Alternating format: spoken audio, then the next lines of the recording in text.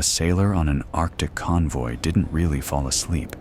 He just switched off, like a burned-out light bulb, in the brief pauses between waves of cold and fear. Above him, steel beams creaked, the hull plates shuddered, and just beyond the thin wall, in the pitch-black polar night, heavy waves froze mid-flight into solid ice. The ship was heading north, to Soviet ports, across the Barents Sea, where the air temperature dropped to -40 and the wind cut your face like someone was running a knife along your skin. And this story is about that kind of sleep. Short, heavy, in wet clothes, under the rumble of invisible explosions. Write in the comments where you're watching this from and what time it is for you right now. These convoys sailed from British ports and bases in Iceland to Murmansk and Arkhangelsk, along a route considered one of the most dangerous in the world. In their holds, they carried tanks, planes, aluminum, explosives, canned meat, powdered milk, everything that helped the Soviet Union hang on through the hardest years of the war. But for those cargoes to reach the shore, hundreds of people had to learn how to sleep in a place where sleep seemed impossible. Their night didn't begin with silence, but with the order for battle stations, and sometimes it ended in icy water, a place no one ever wanted to end up. What was happening on deck could be summed up by any navigator with one word: icing.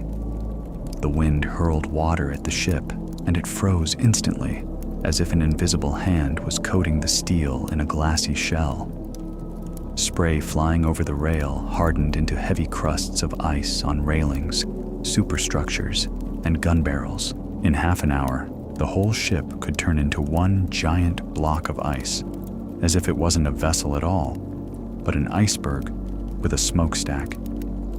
The sailors knew. Extra ice meant not just more cold, but a deadly weight that could flip the ship over in the middle of the night.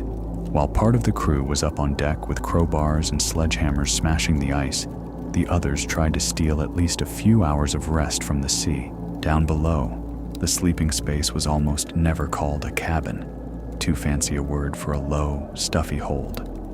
Rows of canvas hammocks hung in several tiers. No mattresses, no pillows, none of the usual comfort. The canvas was stretched between metal pipes, and in these swaying strips of fabric, people learned to drop into sleep while the ship rolled as if someone was physically shaking them by the shoulders.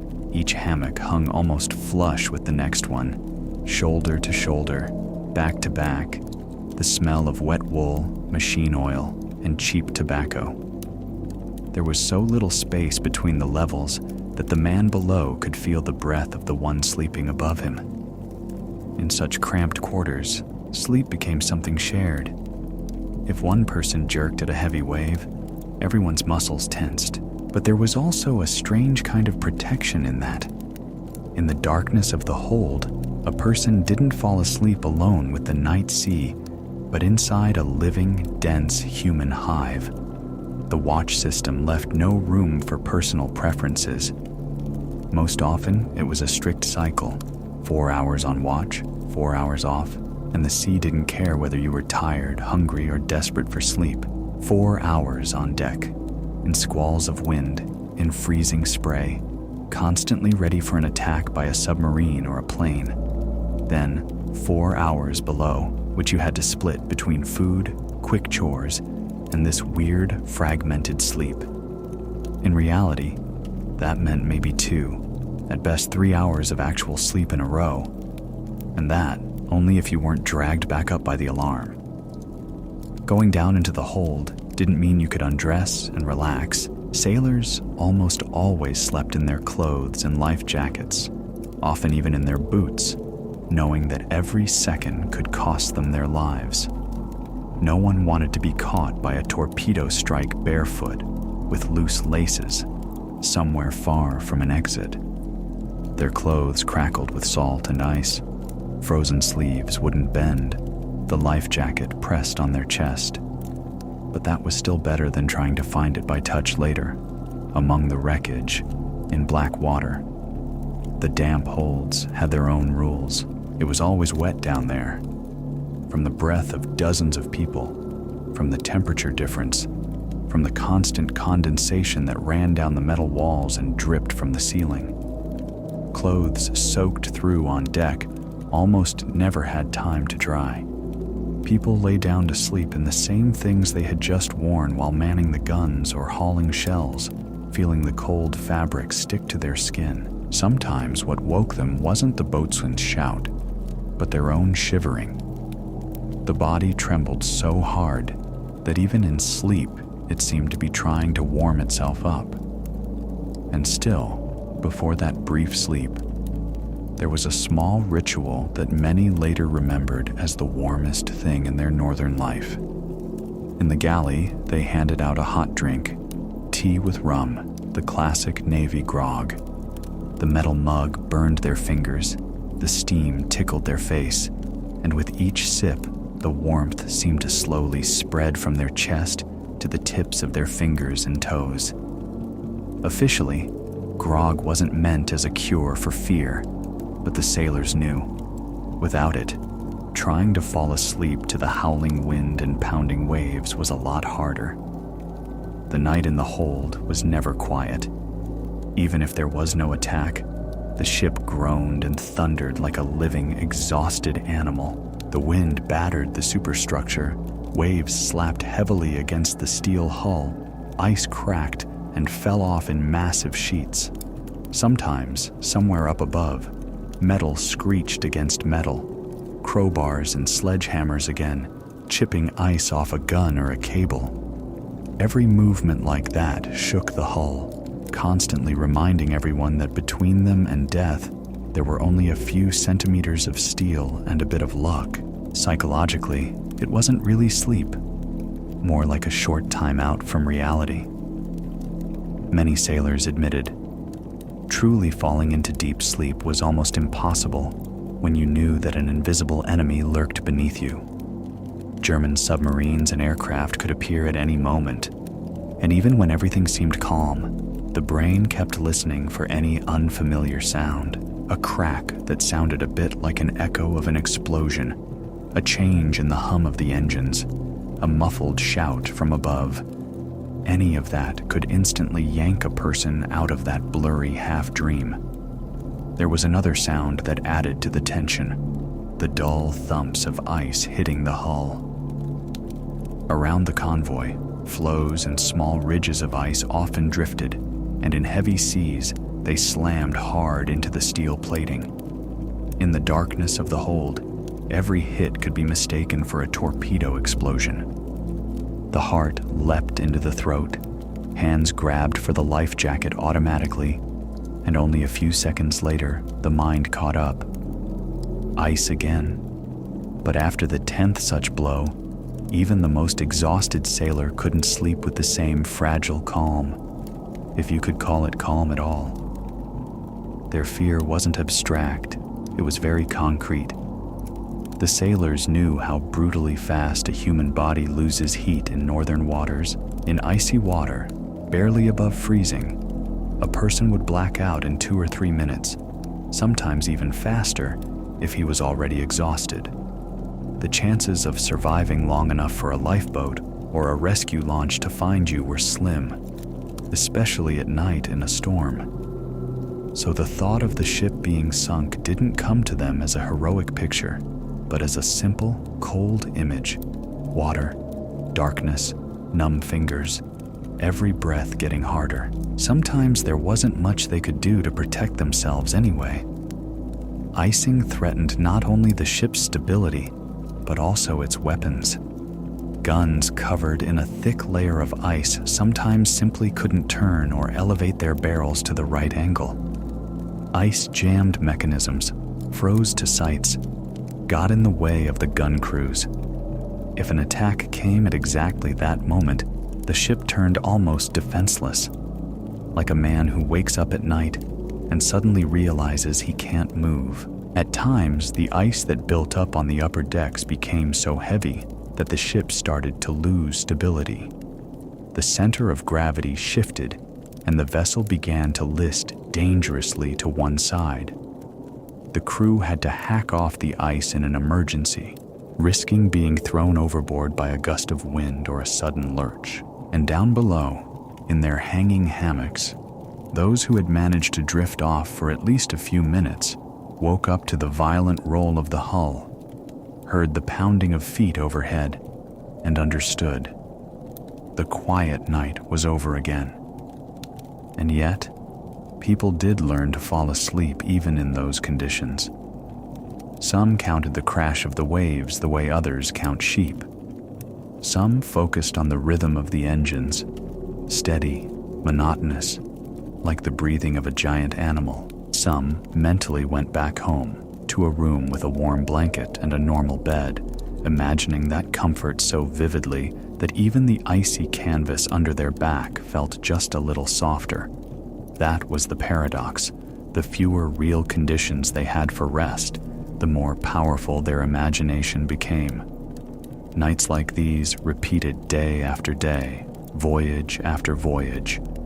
Convoys changed, ships changed, but one thing stayed the same: sleep as a brief pause between cold, fear, and hard steel work. These men didn't keep diaries about how they slept. They simply had neither the strength nor the time. But by the way they silently lay down in wet hammocks and just as silently got up at the alarm, it was clear. Here, in the holds of the Arctic convoys, night was just another form of duty, not rest. And ahead of them lay many more such nights, under the thunder of the waves and the quiet ringing of ice against steel. When people talk about the Arctic convoys today, they usually remember the number of ships lost and the names of the operations, but far less often how the people who sailed that cold corridor between the Norwegian and Barents Seas actually lived and slept.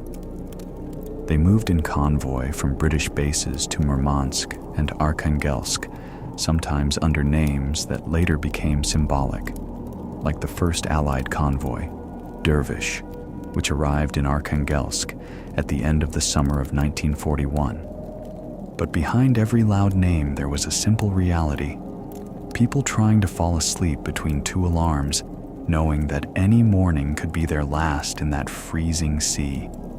For many British sailors, this fragile line of sleep was a continuation of old Royal Navy traditions, just pushed into far harsher latitudes.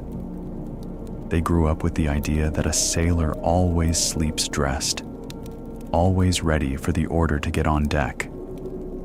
But in the Arctic, those old habits turned into a matter of survival. In warm seas, you could at least afford to take off your jacket. Here, even the thought of taking off your life jacket felt like a luxury, almost a kind of carelessness the sea never forgave. Soviet and British sailors, finding themselves side by side on these voyages, quickly realized that sleep has no nationality. In the holds of Allied ships, on British freighters and Soviet icebreakers, the sleeping quarters looked much the same.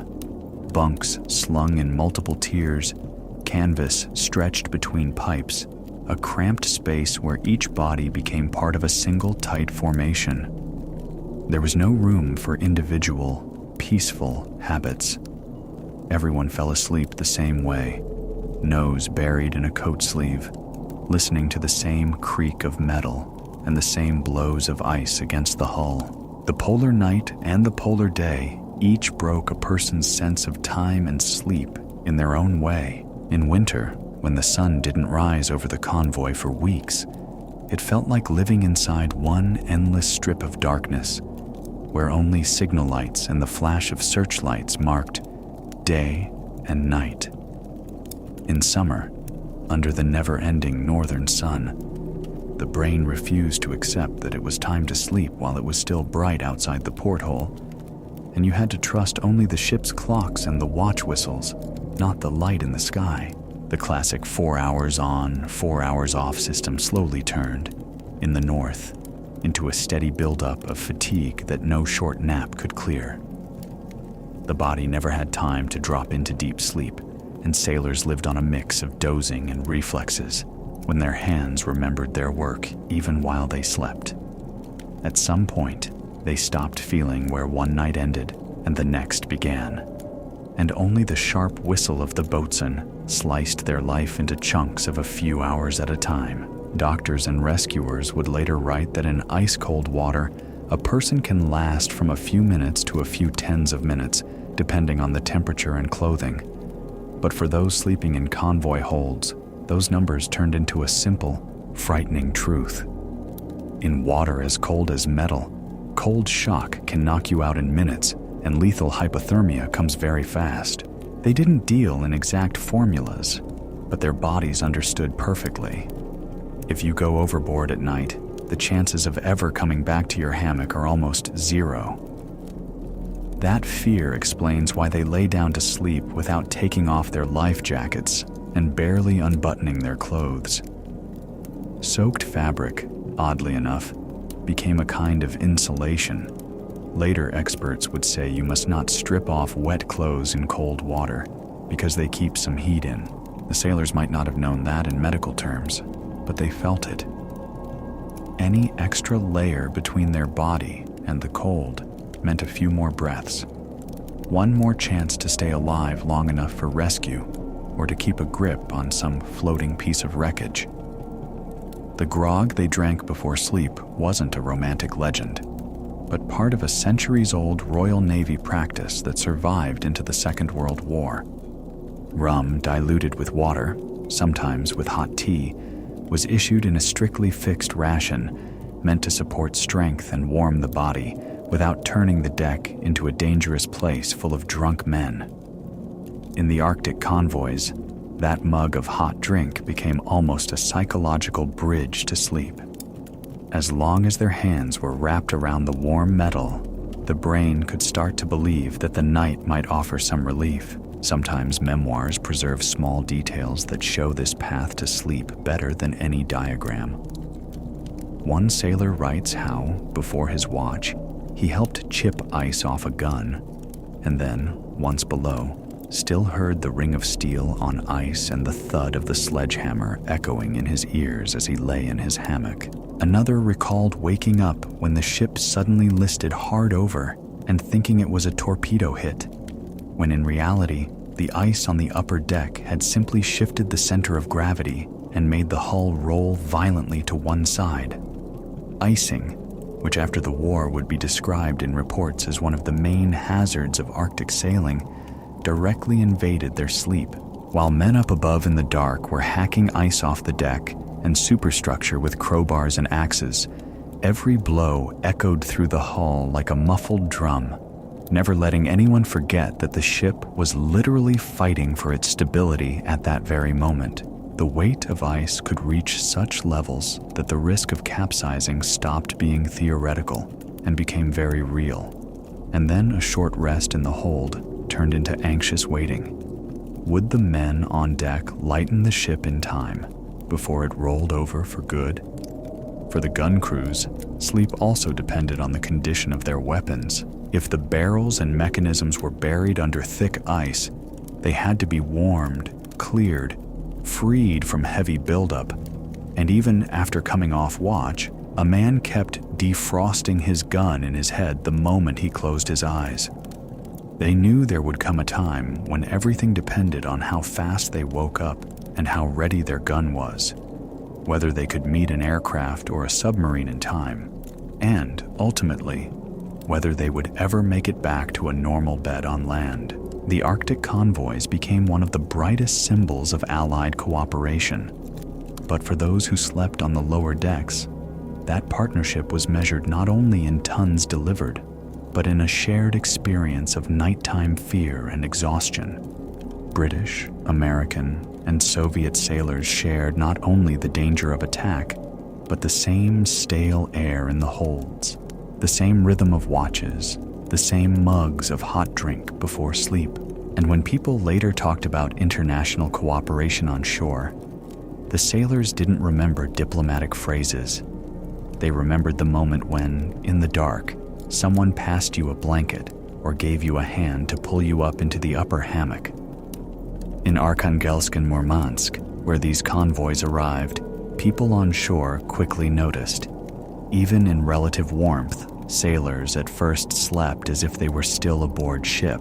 They flinched at loud sounds, woke up at the slam of a stairwell door as if it were a blow to the hull, and often fell asleep without undressing, out of habit, keeping their boots and outer clothes within arm's reach.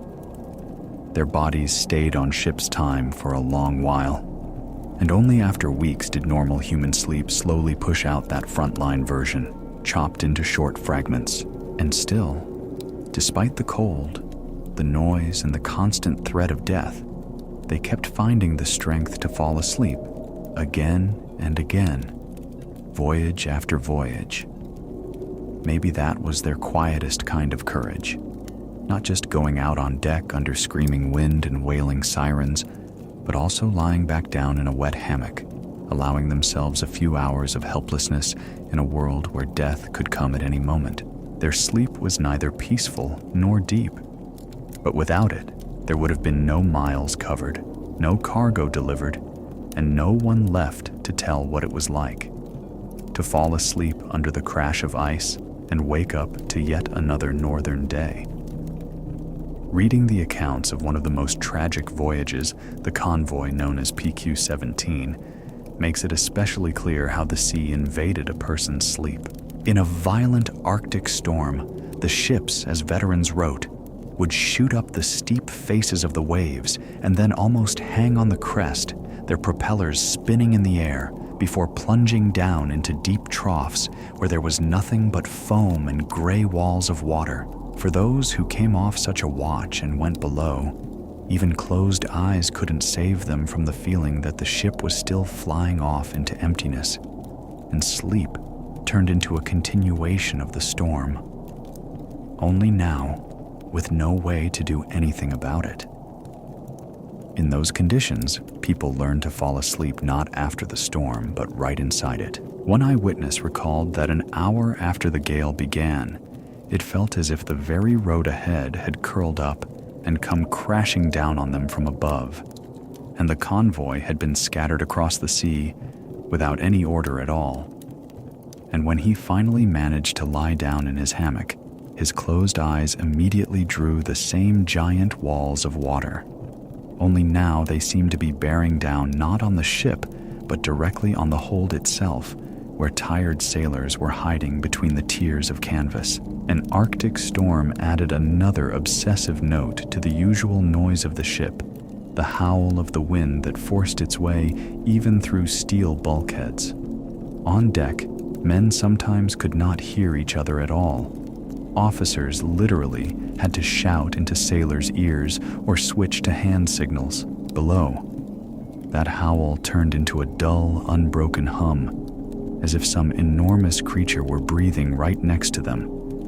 And it was under that sound that they had to fall asleep, not knowing how much longer the storm would last, or whether the ship could withstand that pounding. Ice became especially treacherous, growing on the ships almost before their eyes. Water flying over the rail froze in midair, portholes clogged solid with frost, and in a matter of minutes the vessel was covered in a heavy shell of ice. Sailors hacked at it with axes and hammers on the upper decks, perfectly aware that if they didn't keep up, the ship could lose stability and capsize without a single enemy shot being fired. There are documented cases where icing really did become a death sentence. One British escort ship lost her stability under the weight of ice and went down, unable to bear that frozen armor.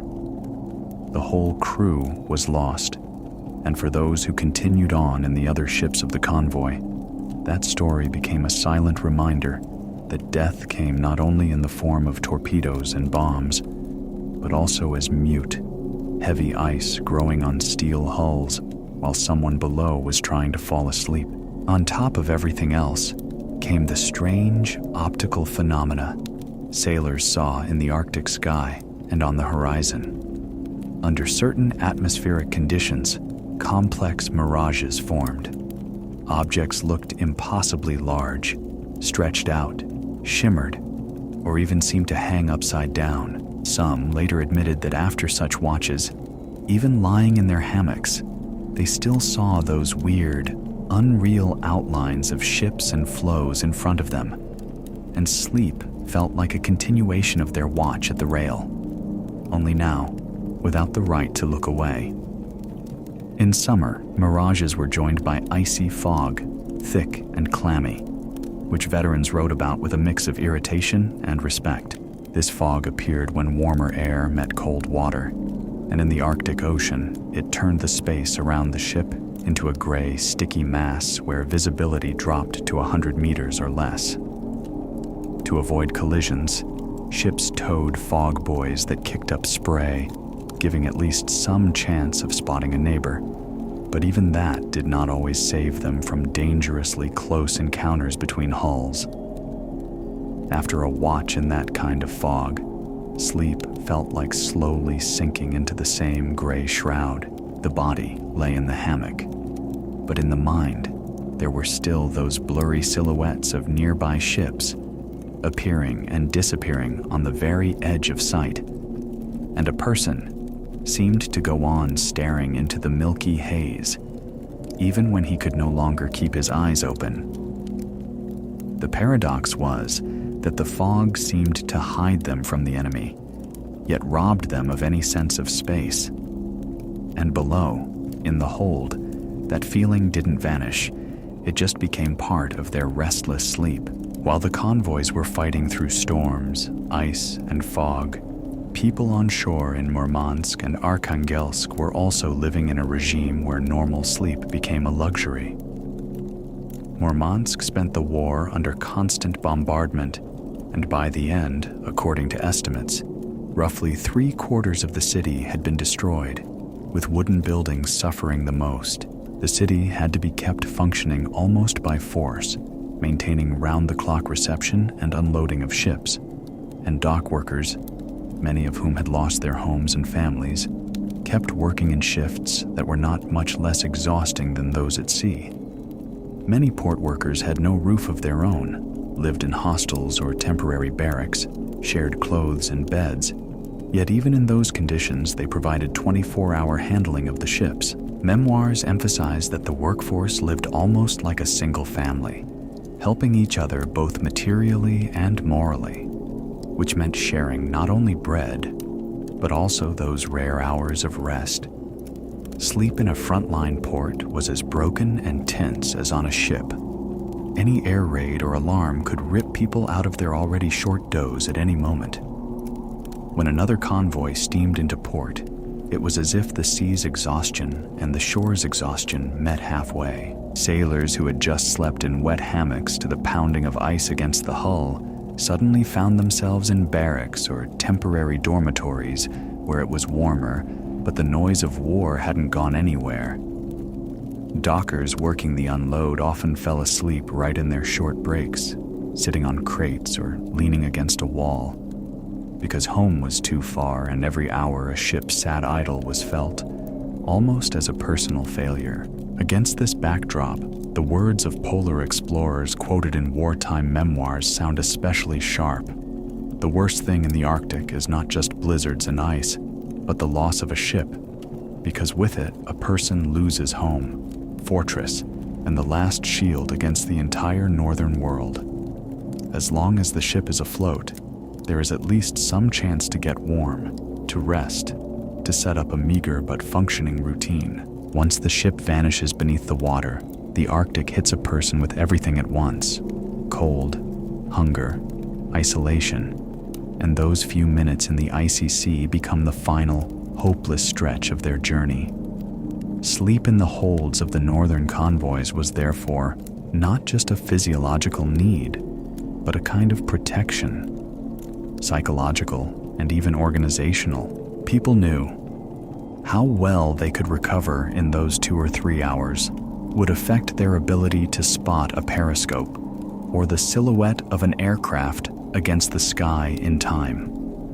Commanding officers and petty officers had to make sure no one burned out completely, and in that cold, metallic world, looking after someone else's sleep became as important a duty as checking the guns or the engine room.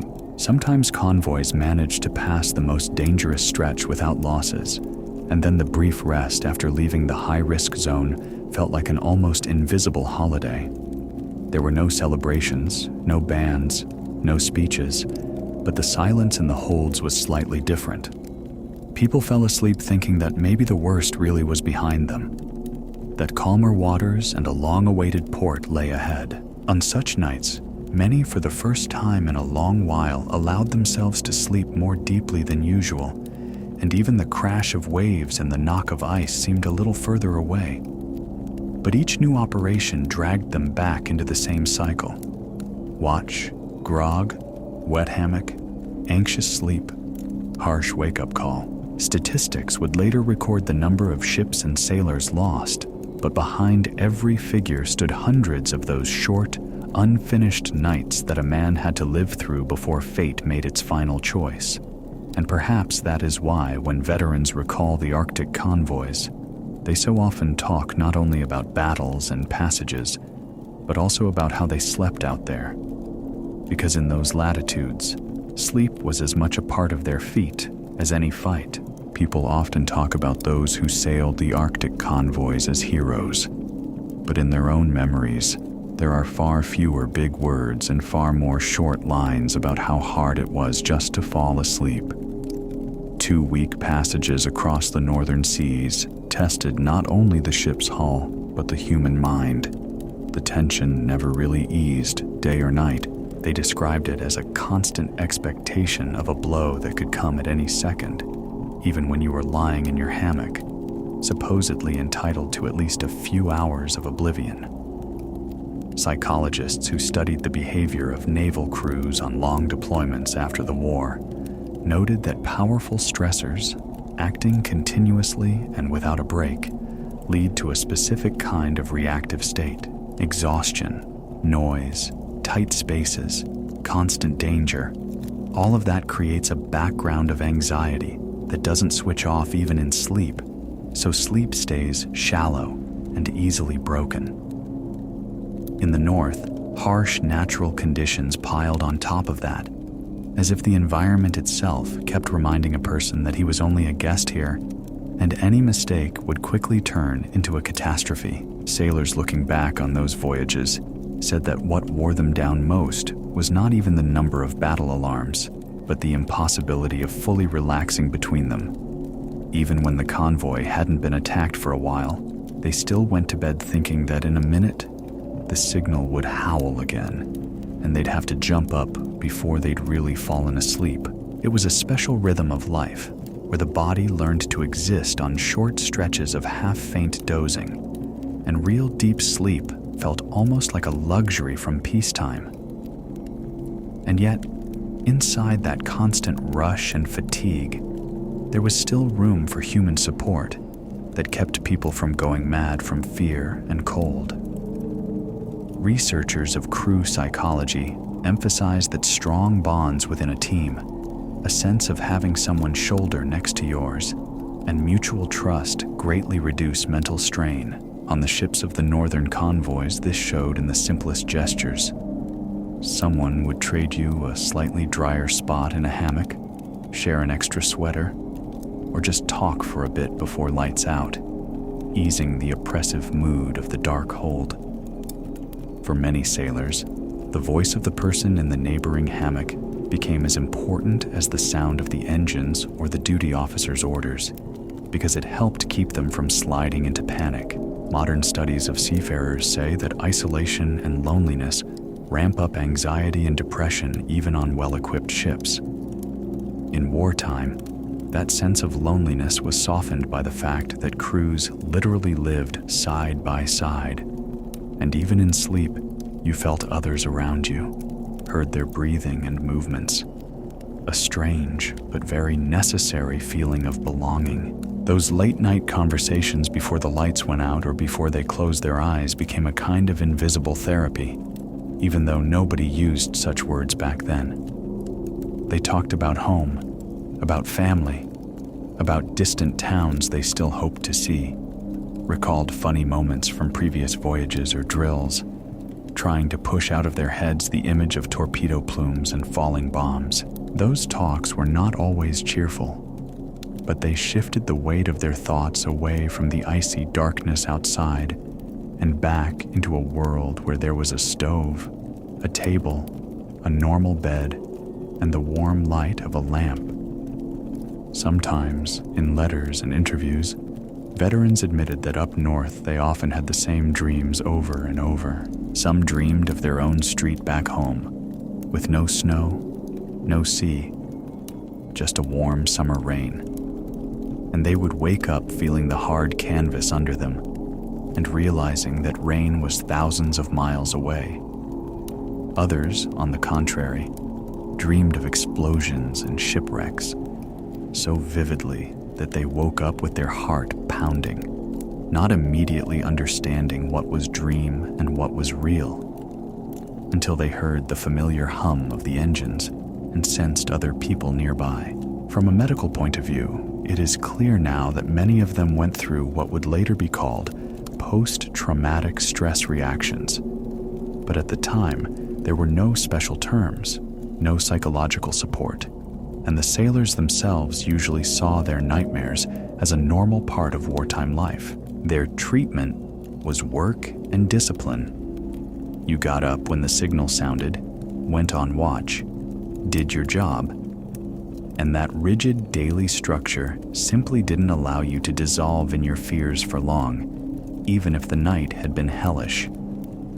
Tellingly, many commanders paid close attention to schedules, watch rotations, and rest periods, fully aware that overwork leads to mistakes. Studies of discipline on long sea deployments show that the risk of breakdowns and violations is higher at the start of a campaign and toward its end, because of adaptation at first and accumulated fatigue later. On the northern convoys, that risk was especially dangerous.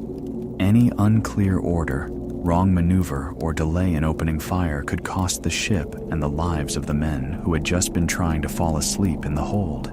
At the same time, paradoxically, the work on deck sometimes kept people from breaking down inside. When you are busy with something specific, standing watch, checking lashings, knocking off ice, servicing a gun, you have far less room to spiral into thoughts about your own fragility in this frozen world. After a shift like that, sleep came quickly, almost like flipping a switch, and the tense, heavy dreams sometimes gave way to simple blackness, where the body finally stopped shaking from exhaustion. American veterans who sailed the polar routes later said they respected and thanked the convoy sailors above all for the sheer endurance with which they took everything the North threw at them. You can hear in their words an understanding that the real feat wasn't just making it to port under enemy fire, but getting up day after day from a short, anxious sleep and going back on watch. What someone on shore might think of as rest between battles was, on these ships, its own invisible job, the job of preserving a clear head and the ability to act despite cold, fear, and constant lack of sleep. So when people talk about the heroism of the Arctic convoys today, they increasingly remember not only the big battles and the grand operation names, but also this simple, almost intimate side of their journey.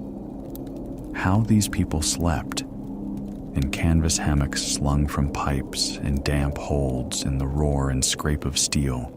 They carved out tiny islands of calm that lasted just a few hours, enough to go back out into the freezing wind and keep moving forward. In that quiet, nightly courage, the ability to fall asleep next to your own fear and still leap up at the first signal, there is the unspoken continuation of their feat, the part that rarely makes it into textbooks but lives on in the memories of those who saw these convoys with their own eyes. When the Arctic convoys were finally behind them, along with the icy wind and black nights, for many sailors, the real trial was only beginning. They had to learn how to sleep like normal people again. They had to go from short, ragged naps in a damp hold back to an ordinary bed where there was no thunder of the hull, no scrape of ice, no shrill battle alarm. A peaceful bed felt almost like an unbelievable luxury. Too quiet, too warm, too much space around. Some veterans later admitted that in those first weeks at home, the silence disturbed them almost as much as the noise had during the war. The home they had dreamed of through endless northern crossings greeted returning sailors in very different ways. Some came back to intact apartments or houses where everything was just as if they'd left for a couple of days. Others found ruins instead of familiar streets and new, hastily built barracks in place of neighborhoods. But almost everyone had one thing in common. In the room where a normal bed once stood, they now had to learn all over again how to lie down without boots, without a greatcoat, without a life jacket. For the body, it was a relief. For the mind, it was an unusual, even unsettling feeling of being open and exposed. The habit of sleeping dressed, ready to jump up and run for the exit at any moment, was hard to shake. At first, many lay down as if they were still aboard ship. They'd leave their clothes on a chair by the bed, turn their shoes so the toes pointed toward the door, ready to slip into them quickly. Some didn't undress at all, especially in those first nights at home, as if they were afraid that if they relaxed completely, something would surely happen. They knew their bodies were safe now, but their inner watchman wasn't yet ready to stand down. The short snatches of sleep they'd gotten used to in the convoys also left their mark on peacetime. A body trained to wake after 4 hours would rouse a person for no reason in the middle of the night. The clock showed it was deep night. There was silence outside, and yet that same anxious reflex kicked in. Time for watch. Some needed weeks, others months, to stop jolting awake toward morning with the feeling that they urgently had to rush up to the gun, the lookout, the engine room, before someone shouted an order. Even in this strange adjustment to a peaceful bed, everyone developed their own small, quiet rituals that echoed those northern nights, but without the mortal danger. Some couldn't fall asleep without a mug of hot tea. No rum now, but the same familiar warmth in the chest. Some put a small lamp by the bed and slept without turning it off, as if leaving a little searchlight for themselves in the dark. Others, on the contrary, drew the curtains tight so that the bright morning light wouldn't remind them of the polar day, when the brain refused to understand whether it was night or daytime. Over the years, these habits became part of everyday life, and the veterans themselves spoke of them with a soft smile. They could joke that they'd developed such iron sleep discipline during the war that insomnia no longer scared them. But behind those jokes lay something else. The experience of knowing that every sleep had once been a small risk never completely faded. Only now, instead of the Arctic wind, trees or city streets rustled outside the window. Instead of waves pounding on steel, there was the sound of trams or the quiet of a courtyard at night. For a long time, many Arctic convoy sailors didn't talk much about how they slept in the north. They were far more likely to recall battles, air raids, lost comrades, the hard work on deck. Sleep seemed too mundane, almost insignificant against everything else they'd been through. And yet, from time to time, memoirs and interviews included lines about canvas hammocks, damp holds, and how hard it was to get warm. Those scattered sentences were a reminder that their feet also lay in getting through the night, not just the day. Sometimes, already in later life, they went back to the sea that had shaped their youth, to the embankments of northern cities where convoy memorials now stand, in Arkhangelsk, in Murmansk. In the port districts, you can see obelisks, plaques, and memorial stones listing ships and crews. And there stands a man who once slept in a dark hold to the crash of waves, looking out at the calm surface where fishing boats and passenger ferries move today. For someone who had survived those icy wartime nights, The peaceful murmur of a harbor must have sounded almost like a lullaby. Museums dedicated to the northern convoys added another, almost tangible layer to this memory. In some, you can see reconstructed crew quarters with hanging bunks, photographs of ice-covered decks, bits of equipment the sailors used. Visitors walk by, looking, reading captions. But for veterans, each detail is like a quiet echo of those nights when metal creaked above their heads and the cold cut through every layer of clothing. And as they looked at these neat displays, they may have remembered the first time they were able to fall asleep again, not on canvas, but on a sheet. There is another important effect in those museum halls. Many visitors say they start to see their own nightly rest differently afterward. After hearing how people slept 2 hours at a time in freezing dampness, a normal bed at home suddenly stops feeling like something automatic and becomes a gift. A light blanket, a warm mattress, the quiet outside the window. All of that starts to feel like the result of someone's distant risk and effort, not just the default setting of everyday life.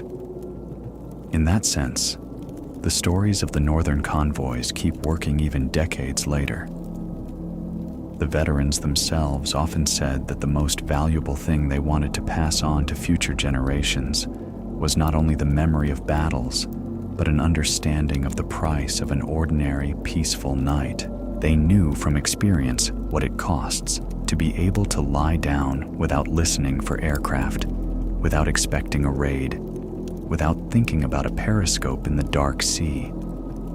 For them, peaceful sleep was not just part of a daily routine, but a symbol of what they had once sailed into those icy convoys to protect, risking never to see their homes again. Talking to young people at schools and meetings, they rarely dramatized their stories. They spoke simply, calmly, sometimes even with humor, remembering how someone managed to fall asleep standing up, leaning against a bulkhead, or how someone snored so loudly in the hold that it drowned out the engines. But through that calm, a main idea still slipped through. A person can get used to almost anything, even sleeping on cold canvas under the threat of a torpedo attack. And precisely because of that, he values a soft pillow and silence all the more. Little by little, the stories of the northern convoys moved beyond veterans' conversations into the wider culture. Books were written, films and documentaries were made. They showed harsh footage of ice-covered decks, talked about lost ships, and the difficulties of navigating among the floes. And every time eyewitnesses spoke, those nights in the holds almost inevitably came up as an important storyline, even if it didn't look like a frontline one, because endurance was tested in those nights, no less than in battle. If you listen closely to how people talk about the Arctic convoys today, you can hear a subtle shift. There's more and more focus not only on how much cargo was delivered or how many ships were lost, but on what it cost the people themselves to endure those voyages. They talk about the cold, the lack of sleep, and the constant anxiety as equal parts of the feat. And there is a particular fairness in that, recognizing as important not only the moment a person stands at the gun, but also the moment he falls asleep in a damp hold so he can get up a couple of hours later and go back on deck. And for those who put on a quiet story at bedtime about how people used to sleep in different places, the history of the northern convoys sounds like both a reminder and a reassurance. Yes, there were times when people fell asleep at -40, in wet clothes, under the crash of ice and the dull fear of a torpedo. They endured it, brought their cargo through, lived to see quiet rooms with normal beds, peaceful cities where the loudest night noise is a passing car. And maybe, remembering them, it becomes a little easier to close your eyes, pull up the blanket, and allow yourself that peaceful sleep that someone once already paid for. There is something almost unreal in the fact that now these stories sound like a gentle bedtime narrative, while back then every line hit a cold that numbed fingers and a fatigue so deep it blurred consciousness. In the quiet of a room where you hear only the city outside or the rustle of a blanket, it is hard to imagine that for the sailors of the Arctic convoys, the very possibility of simply lying down and closing their eyes was already a small victory. And perhaps that is why it is through their sleep, through how they slept and how they tried to sleep, that it is easiest to feel the price of the peaceful calm in which this story is being told now. Before the war, many of them knew shipboard sleep in its usual, almost routine form. The mess deck, a fixed berth, cramped but their own bunk, the familiar smell of paint and engine oil. Merchant ships and warships lived by a strict but understandable schedule, and even rolling or storms fit into that pattern. There was a time to work and a time to rest, and the body learned to adapt. The Arctic convoys tore that logic apart. Instead of relative comfort came overcrowded holds, hanging bunks, constant extra loading of people and cargo, as personal space shrank to a few dozen centimeters around your body. On the escort ships, destroyers, corvettes, minesweepers, sleep was even more cramped and fragile than on large transports. Smaller ships rolled harder. The waves literally tossed them around, and any rest turned into an attempt to keep not only the blanket, but your own body on a narrow bunk while the ship hung for seconds in emptiness between two wave crests. Hot bunking was common, several men rotating through the same bed, barely giving the mattress or canvas time to cool. Sleep stopped being personal and became almost a shift-based resource of the ship itself. Icebreakers that cut paths through the pack and escorted ships gave their crews a seemingly more solid home. But even there, people didn't sleep the way they did on ordinary voyages. Constant vibration, the hull pounding into floes, the dull crack when the bow drove into ancient ice created a background noise that never stopped, day or night. Sleep on an icebreaker was like dozing inside a huge, straining machine. A man closed his eyes, but every new effort of the ship to force its way through the ice echoed in his chest, as if the heart of the vessel and the human heart were beating in the same rhythm. The shore crews of the Northern Fleet, covering the approaches to the ports and convoys, also lived in their own kind of night and slept very differently than in peacetime garrisons. On frozen peninsulas, in the shelters of coastal batteries and observation posts, they spent nights in dugouts insulated in the rough military way. Log walls, stoves, bunks knocked together from boards. Their sleep was constantly broken by reports, signals, and changes of watch, and each new convoy appearing off the coast meant yet another night when eyes closed only for short moments between checks of the horizon and the sky. For someone on land, a warehouse or a barracks might have been just temporary shelter. For the workers of the northern ports, it was an extension of the ship's hold. Port workers unloading lend-lease cargoes and keeping the harbor running lived in dormitories and temporary huts, sometimes in icy rooms where frost clung to the walls and snow drifted onto the windowsills through cracks in the frames. Sleep there was as shift-like and anxious as at sea. After hours on the docks, a man would drop onto his bunk, not knowing when he'd be shaken awake again, either to go back to work or by the air raid siren if enemy planes appeared over Murmansk or Arkhangelsk. Another shadow hanging over their nights were the holds packed with ammunition and fuel. Men slept, knowing that just behind the bulkhead was not just cargo, but hundreds of tons of explosives or fuel that, if hit by a bomb or torpedo, would turn the ship into a giant torch. Crew quarters were sometimes placed almost right up against these compartments, and that knowledge made every rustle, every dull thud especially alarming. Sleep could never be fully trusting when even the metal around you felt stuffed with danger.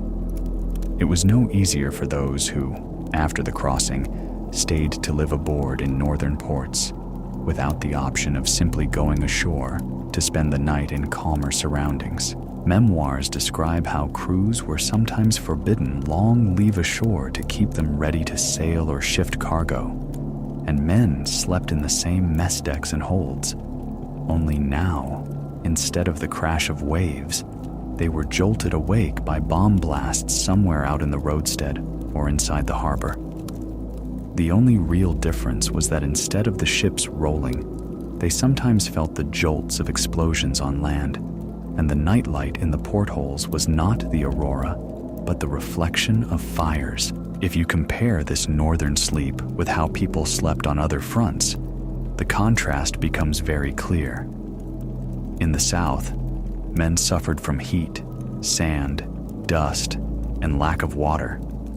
But the idea that the water outside could be used to cool off had a very different feel.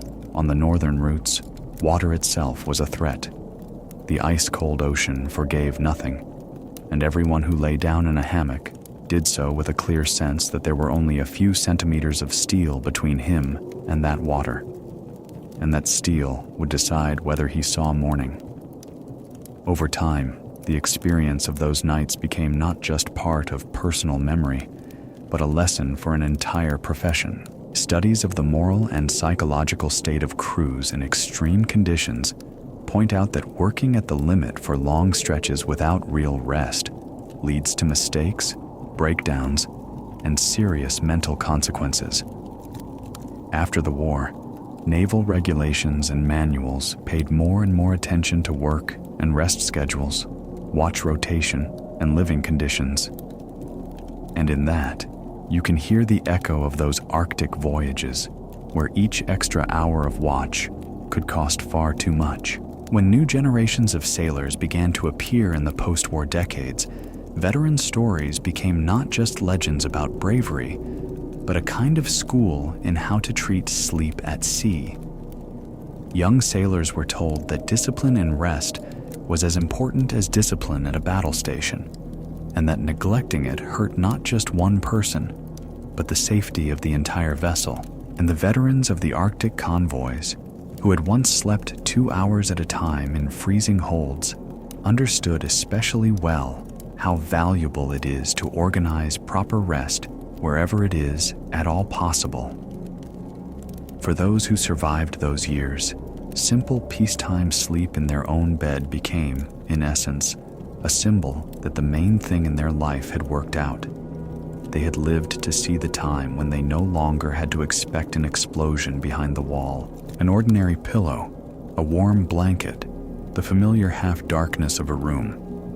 All of that was perceived not as a given, but as the result of a long road that had included polar nights, whistling shrapnel, and icy spray freezing on their faces.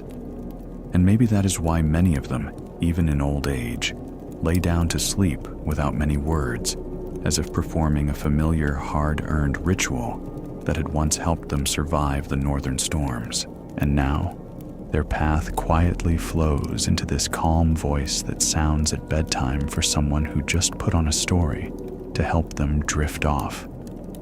Kilometers of frozen sea lanes, dark holds, the creak of canvas hammocks, all of that turns into soft words moving through a warm room, where outside the window there may be just a normal rain or the faint noise of cars on a nighttime street.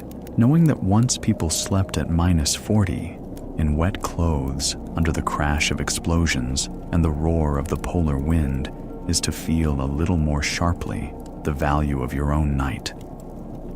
Where the worst thing that might wake you is an alarm clock or a sunrise that is simply too bright. When veterans of the Arctic convoys, now gray-haired, sat in school halls, clubs, and museums talking about the war, people most often asked them, what was it like under attack, under bombing? But many of them would start a little differently, with everyday life, with how they lived and slept on those voyages, because it is through the day-to-day details that you can best feel what those years were really like. They spoke quietly, calmly, without big speeches, And as students listened to stories about canvas hammocks and -40 outside, they gradually began to understand. Heroism is not only about fighting, but also about being able to lie down to sleep in a place where sleep seems impossible. In the post-war decades, many sailors lived, as people said then, modestly and without many words, working in ports, in the Navy, in civilian jobs, not always talking about the convoys, even within their own families. But at night, the past sometimes came back. Insomnia, sudden awakenings, anxious dreams, everything psychologists now describe as typical consequences of severe combat experience. Back then, in the mid-20th century, almost no one spoke about post-traumatic syndrome. But in memoirs and oral histories, you can hear familiar descriptions: flinching at sharp sounds, the habit of listening into the night silence, the feeling that the war sometimes comes back in dreams even decades later. Modern specialists studying how people adapt after combat stress emphasize that recovery from such trials is a long and difficult road. It takes not only years, but also family support, understanding from society, and sometimes help from doctors and psychologists for a person to learn to trust the peaceful world around them again. Veterans of the Arctic convoys went through this process in an era when professional psychological help was barely discussed, so they had to rely above all on their own inner resources and on their comrades from the war, people they could talk to without needing to explain much. It is no surprise that reunions of shipmates and veteran gatherings of the northern convoys became an important, almost healing ritual for them. Men who had once shared wet hammocks and snatched hours of sleep now shared memories and quiet, the kind of silence where you can just sit side by side and say nothing, yet still understand each other perfectly. Psychologists today say such support groups are one of the key factors in coping with the aftermath of trauma. And in that sense, veteran communities served as a living, informal space for healing long before the modern terms for it appeared. Sometimes at these reunions, veterans were asked what helped them fall asleep in peacetime, when there were no more watches, no alarms, no freezing holds. Their answers were simple: family, work, the feeling of being needed, a familiar job to return to, everything that restored a sense of belonging to a peaceful world. For some, that anchor was a night shift at a port or a factory, where the noise of machinery and floodlights reminded them of shipboard life, but without the mortal risk. For others, it was the opposite: the quiet of a village house where the only night sounds were creaking floorboards and a distant dog barking. Experts on veteran adaptation note that the feeling of safety plays a crucial role. Only when a person is inwardly convinced that there is no constant threat around them does sleep gradually become deeper and calmer. Sailors of the northern convoys needed time to believe that. Their memories of those nights when any sound could mean the start of an attack were too fresh. But over the years, many did find their way back to peaceful sleep. Some through small rituals, tea before bed, an unhurried conversation, reading. Others through daytime work and the habit of tiring themselves enough that at night, the body demanded rest on its own, without struggle and flashbacks. Little by little, their personal stories became part of a broader historical memory. Conferences, books, and documentaries about Lend-Lease and the polar convoys began to include not only tonnage figures and ship lists, but also human details, photos of mess decks, stories about night watches, about how people slept to the sound of ice knocking against the hull. It was an important step, recognizing that the history of war is not only strategy and hardware, but also millions of personal nights spent in dugouts, bunkers, holds, and barracks, where someone was just trying to find a few hours of peace.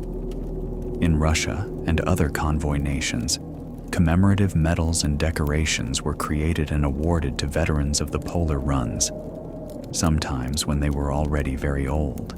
For many, this was less a reward for individual combat episodes than a quiet acknowledgement of their whole experience, including those nights when they slept fully dressed in wet clothes under the threat of torpedoes and bombs. Award ceremonies were often accompanied by reminiscences, and in these spoken memories, everyday details resurfaced again. How they shared dry blankets, how they cherished a mug of hot tea at night, how the hammock rocked far more than they would have liked. Modern works about the northern convoys increasingly raise the issue of the sailors' moral strength and psychological resilience. Researchers point out that their mental state was hit at once by several of the harshest factors: climate, constant risk of death, long-term isolation, cramped conditions, lack of proper sleep, and responsibility for vital cargo. Seen through the lens of today's knowledge about the mind, it becomes clear that every completed voyage was not only a physical journey, but a psychological marathon in which people had to learn again and again how to live and sleep right at the edge of their endurance. Comparing that experience with current recommendations for helping veterans, psychologists say how important it would have been to give those sailors what is now standard: counseling, rehabilitation programs, structured support groups where it is safe to talk about what they went through. But back then, those functions were filled by family, comrades, and time itself, which gradually smoothed the sharp edges of memory, leaving not only fear, but also a sense of duty fulfilled. Many veterans said they were helped by the feeling that their work had not been in vain, that their northern voyages had become part of the larger effort that allowed the world one day to go to bed again without the sound of an air raid siren. Today, when the Arctic convoys are described in textbooks, on tours, and in documentaries, it is this contrast that often hits listeners the hardest: the gap between their nights and ours. People who put on a calm historical story in a warm room before sleep hear about those who nodded off at -40, in wet clothes, under the crash of ice against steel. And they can't help seeing their own bed a little differently. Things that seemed like everyday trifles, a soft mattress, a warm blanket, quiet outside the window, suddenly gain a different historical depth as part of a world built in no small part by the efforts of those who sailed the frozen convoys. And perhaps the quietest legacy of these sailors lies precisely in this, in helping us feel the value of an ordinary night in a new way. They no longer go out onto the decks, no longer lie in canvas hammocks, no longer listen to ice creaking behind the bulkhead. But their experience lives on in the stories someone plays at bedtime to help them drift off. Knowing how they slept makes it easier to accept our own tiredness and worries, and to allow ourselves to close our eyes, understanding that there are no torpedoes, no bombs, no icy water behind the wall now. Only a peaceful night, already paid for long ago by those who crossed the Arctic, barely knowing what a normal sleep was. When Winston Churchill called the route of the Arctic convoys the worst journey in the world, he was, in essence, summing up not only the combat risk, but also how that journey changed everyday human life, including sleep. The sailor's strength went not only into fighting the enemy, but into a constant struggle for the chance to switch off from this hellish route for even a couple of hours without losing their alertness. That is how their nights gradually became part of the larger history of the war, even though you cannot see those nights on charts and maps. There you only find routes, depths, and coordinates. Today, historians writing about the Arctic convoys increasingly turn to the memories of ordinary sailors, to memoirs and documents that preserve details of daily life and the ship's nights. In these texts, Right next to stories of torpedo attacks and bombings, you find short lines about sleeping in wet clothes, about ice building up on the hull in minutes, about rotating on 4-hour watches while dreaming only of reaching a canvas bunk. These details help reveal the living people behind the dry numbers of cargo delivered and ships lost. People whose exhaustion and lack of sleep became the invisible price of every ton that reached its destination. Research on the mental state of servicemen in extreme conditions confirms that it is the combination of environmental factors, cold, darkness, confinement, and constant danger, that puts the strongest pressure on the psyche.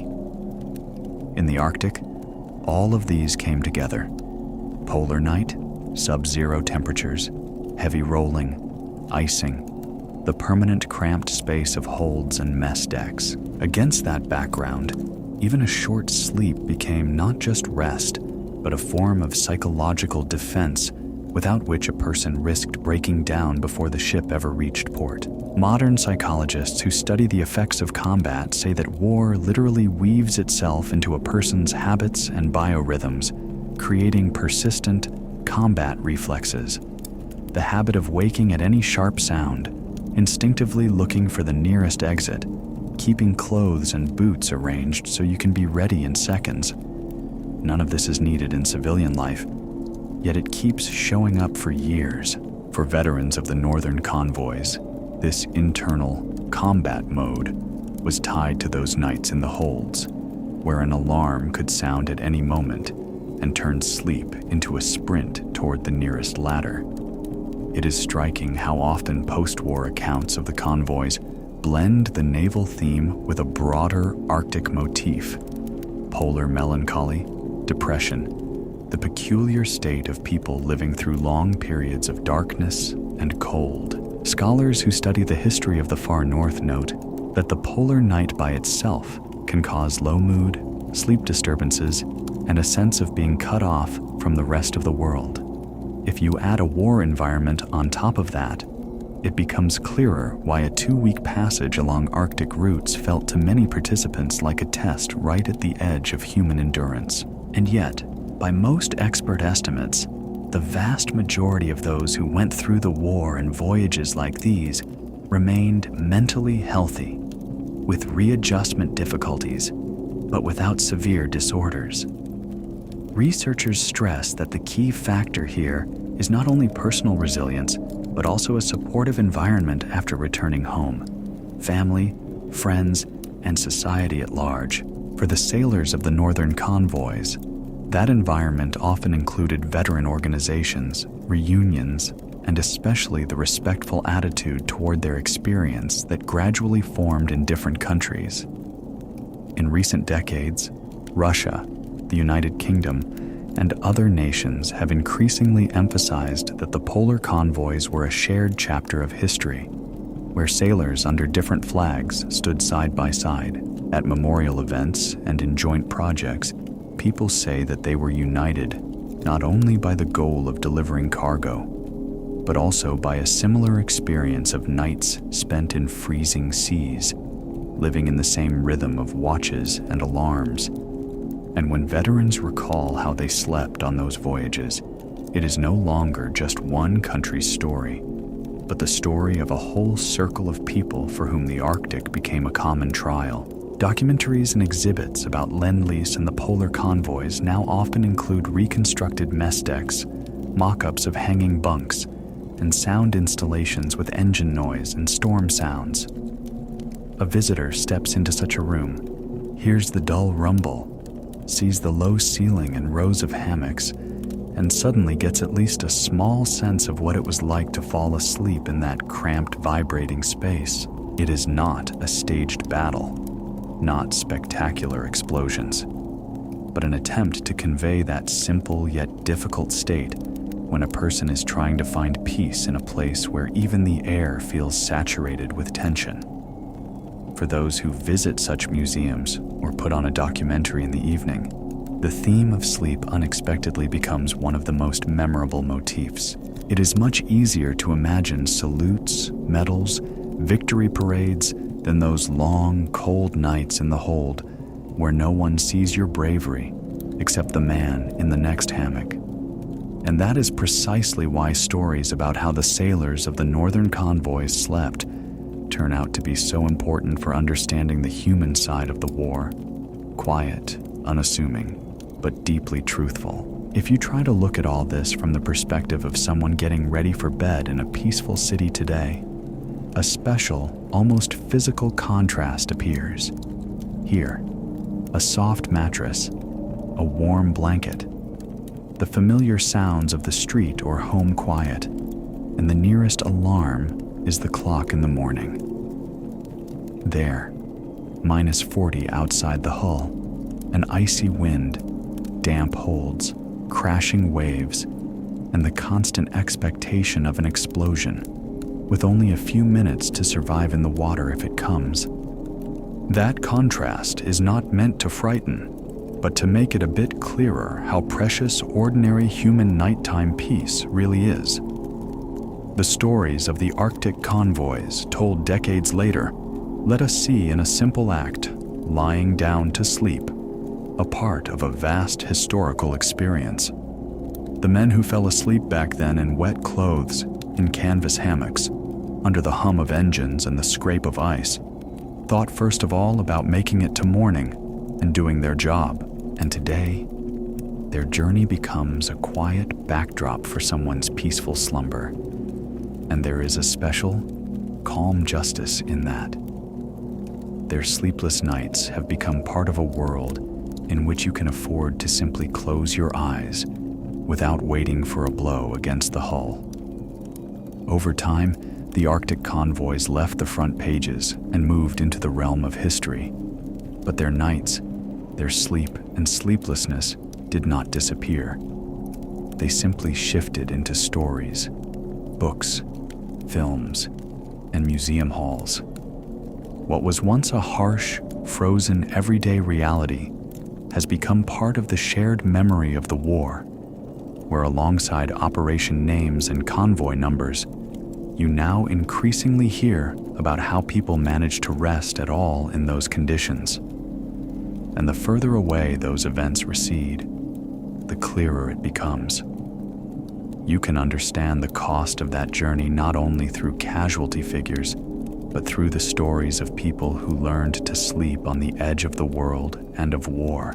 Today, at memorial events dedicated to the northern convoys in different countries, people talk more and more not only about naval battles, but about the human dimension of this story.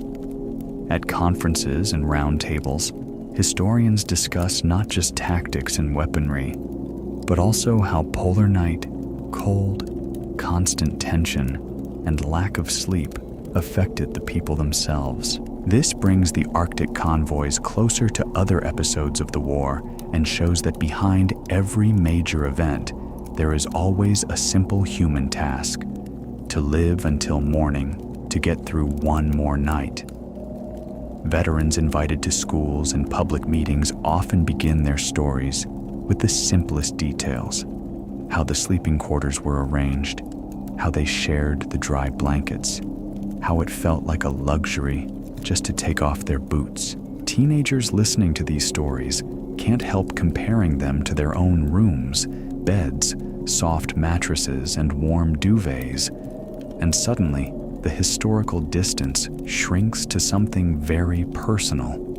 In that moment, it becomes clear that sleep is one of the quietest but most powerful ways to talk about war. So it stops being just dates in a textbook.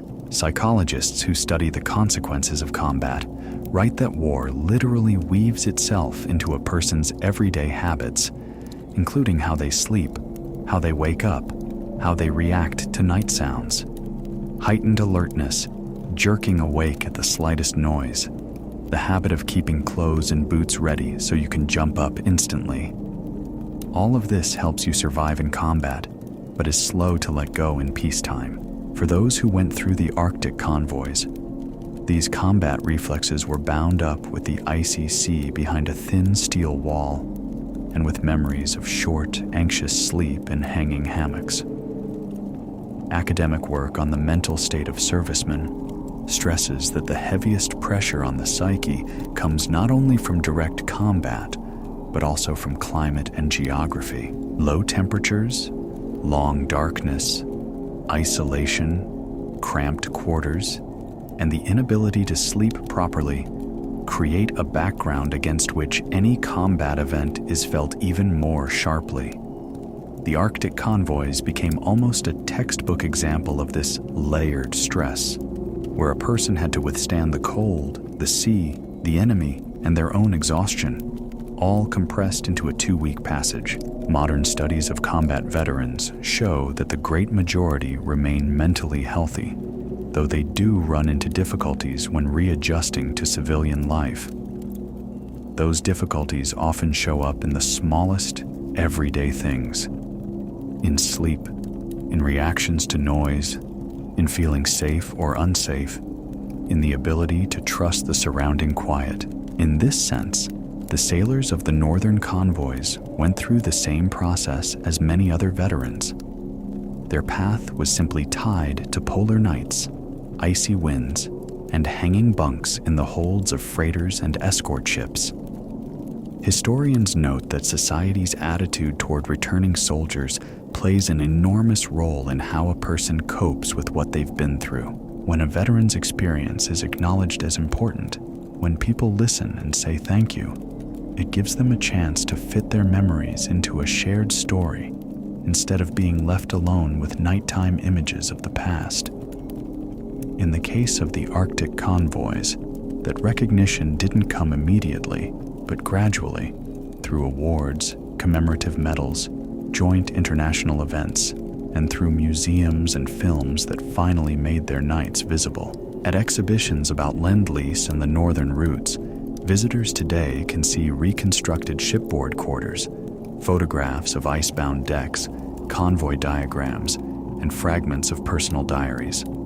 Sound recordings of engine noise, wind whistling, and distant waves help people feel, even for a moment, the acoustic backdrop against which sailors tried to fall asleep in their canvas hammocks. And many later admit that it was in these halls, where they were shown not combat, but daily life, that they felt most strongly how hard the road across the Arctic really was. At the same time, Arctic historians remind us that the polar environment, even without war, has always been a test for humans. Early accounts of settling the far north talk about polar gloom, a drawn-out, depressed state brought on by long darkness, lack of light, and a broken sleep cycle. If you imagine adding the dangers of the convoys on top of that polar gloom, it becomes easier to grasp the price paid for those strategic cargoes, without which the war might have taken a very different course. Comparing the experiences of different generations, psychologists say that despite changes in era and technology, human reactions to danger and sleep deprivation remain largely the same. Sailors who run northern routes on modern ships today, in some ways, repeat the path of their predecessors, even though they now have better equipment, communications, and rest facilities. But the memory of those who slept in damp wartime remains for them both a professional example of endurance and a reminder of what happens when human limits are ignored. And for those listening to these stories at bedtime, far from the northern seas, they become a quiet measure of their own peace. Realizing that there were people who slept for weeks on 2 or 3 hours a night in frozen compartments, under gunfire and the grind of ice, helps put one's own tiredness and worries in perspective. And perhaps, when the story ends, it becomes a little easier to feel a simple but important truth. A peaceful night, an ordinary bed, the ability to close your eyes without fear. These too are the result of someone's distant northern journey, where sleep was as rare and precious a privilege as life itself. When people say how many ships sailed the Arctic route, the numbers sound dry. A few dozen convoys, over 1,000 merchant vessels, millions of tons of cargo delivered to Soviet ports. Hidden inside those figures are the years during which the road through the Arctic became a true road of sleep and sleeplessness for thousands of people hauling tanks, aircraft, fuel, food, and everything else that kept the front alive. Almost a third of all Allied aid to the Soviet Union went through these northern waters, and every convoy had to be paid for not only with ships and lives, but with nights spent in frozen holds. Historians have counted that more than 800 merchant ships under various flags took part in the Arctic convoys, and by other estimates over 1,400 vessels in total, delivering around 4.5 million tons of cargo.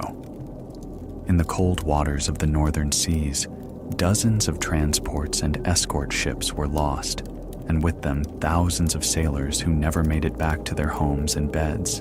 Behind the brief line, 91 transports sunk, lies a multitude of nights when people fell asleep, not knowing whether their ship would see the dawn or vanish in the flash of a torpedo strike.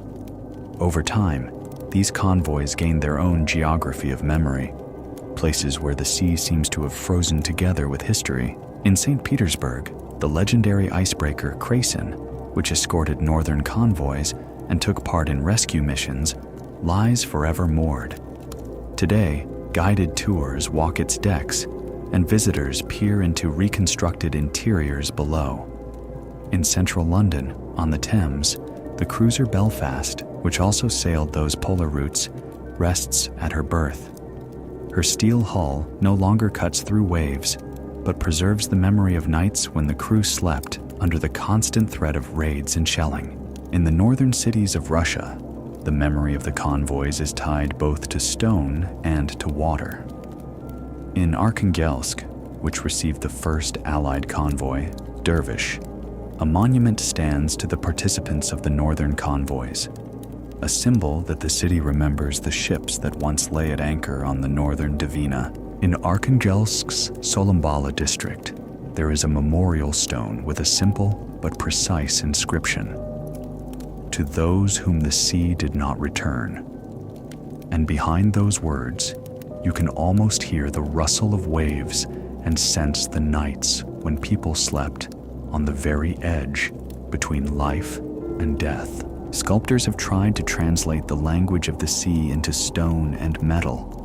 A blockade wall and the silhouette of a ship breaking through it, as if disappearing into another dimension, symbolize the path of the northern convoys through fire and ice. Here, they remember not only the combat episodes, but every shift, every watch, every step out into the dark, after which sailors came back to their hanging bunks, hoping to snatch at least a little rest. The monument reminds us that these voyages were not a one-off feat, but hard, everyday work, in which night was not rest, but part of the job. In museums dedicated to the northern convoys, you increasingly see not only route maps and ship models, but everyday objects: canvas bunks, pieces of clothing, metal mugs that once held hot tea and grog. Exhibits show diaries, letters, and memoirs of sailors from different countries, where between lines about battles and crossings, you catch brief notes about cold nights, damp mess decks, the constant lack of dry clothes, and the shortage of time for sleep. These artifacts and words create an almost tangible connection with those who once fell asleep to the scrape of metal and the thud of ice against the hull. Cultural memory of the northern convoys keeps growing and changing.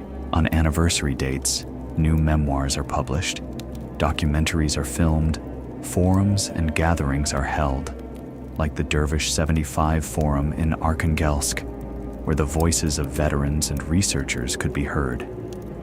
These events not only bring forgotten episodes back into the public eye, they also show younger people that behind every heroic frame lie ordinary human nights, full of fatigue, fear, and the stubborn attempt to fall asleep in spite of everything. Sometimes, memory takes unexpected forms, blending wartime symbolism with everyday things. In Scotland, a special tartan pattern was created in honor of the northern convoys, a woven design in colors the authors described as the colors of horror, death, and destruction, but also the colors of courage, hope, and survival, a motif that seems to transfer the Arctic night sky onto tightly woven cloth.